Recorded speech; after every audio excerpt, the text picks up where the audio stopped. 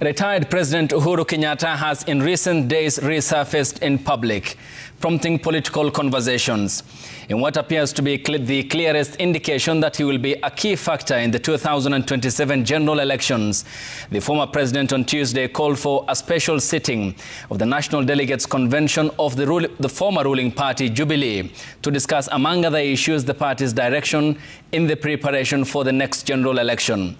The move, coupled with several others in the recent past, has put the Jubilee Party leader in sharp focus more than 2 years after leaving office, raising speculations as to his increasingly but busy political calendar. Emmanuel Toh has that report.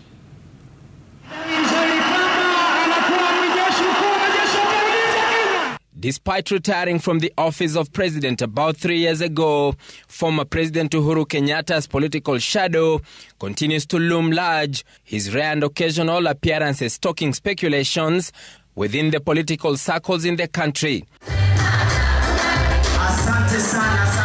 And just a day after holding a crucial national executive meeting of the Jubilee Party at the party headquarters here in Nairobi, the Jubilee Party leader has called for a special national delegates convention later in the month. In a notice issued to all the members, Kenyatta gave a 21 days notice for a special national delegates convention to be held at the Jockey Club, Nairobi. Jubilee mekumbuka mkisi. Sante. The former head of state highlighting 3 key agendas for the meeting, including receiving status report from the National Executive Committee, reviewing, formulating and approving party policies, and considering and approving any other matters. However, the details of the closed-door NEC meeting, which lasted for about 2 hours Tuesday, where President Kenyatta addressed virtually, have remained scanty, with some of the members who attended the meeting telling Citizen TV that the party also discussed its possible flag bearer in the 2027 general polls, details which are contested with a section of those who attended the meeting. The party has been wooing the former Interior CS Dr. Fred Matiang'i to its corner as a possible candidate.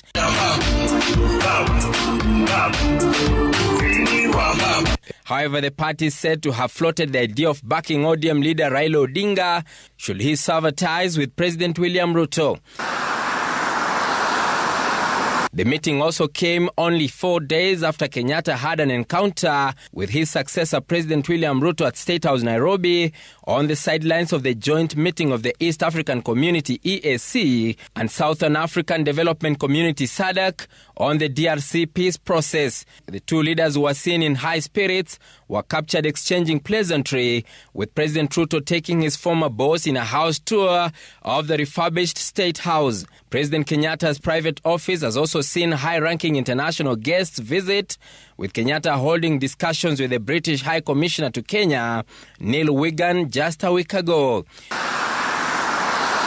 The former head of state had also met President Ruto in December last year at his Ishaweri home in Gatondo, Kiambu County, an engagement which was followed by an appointment of some of Kenyatta's close allies to powerful dockets in the Kenya Kwanza government. Emmanuel Toh, Citizen TV, Nairobi.